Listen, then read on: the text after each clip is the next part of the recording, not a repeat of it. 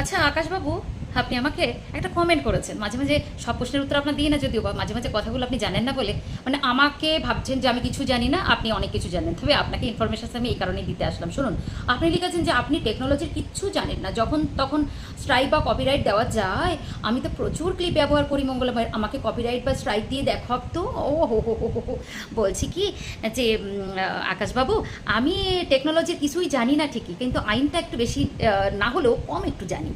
তো আমি আপনাকে বলতে চাইছিলাম কি, আপনি কোথা থেকে টেকনোলজিটা শিখেছেন, টেকনোলজিয়া কোথা থেকে শিখেছেন? কারণ হচ্ছে এই যে রিসেন্ট একটা দেখবেন অ্যানিমিডিয়া, তাদের একটা ছোট্ট ছবি, ছোট্ট ক্লিপিং ইউজ করার জন্য রজত পাওয়ার থেকে শুরু করে বড় বড় কন্টেন্ট ক্রিয়েটারের একদম সব শেষ করে দিয়েছে। একটু রজত পাওয়ার তার চ্যানেলে গিয়ে দেখবেন অনেকের চ্যানেল নষ্ট করে দেওয়ার হুমকি দিয়েছে। তো একটু নোটিস করুন, তাহলেই বুঝতে পারবেন টেকনোলজিয়া কাকে বলে। তো আমি আবার এই টেকনোলজি এটা কম জানলেও আইনের অজানি, কেননা কারোর পারমিশন ছাড়া তার ছবি তার ভিডিও যদি আপনি নেন, তাহলে কিন্তু আপনার দণ্ডনীয় অপরাধ আপনি করে বসে আছেন। ঠিক আছে? তো আইনটা একটু মাথায় রাখুন, আর ওই রজত পাওয়ারের ভিডিওটা একটু গিয়ে দেখে আসুন, তাহলে মনে হয় ক্লিয়ার হয়ে যাবে।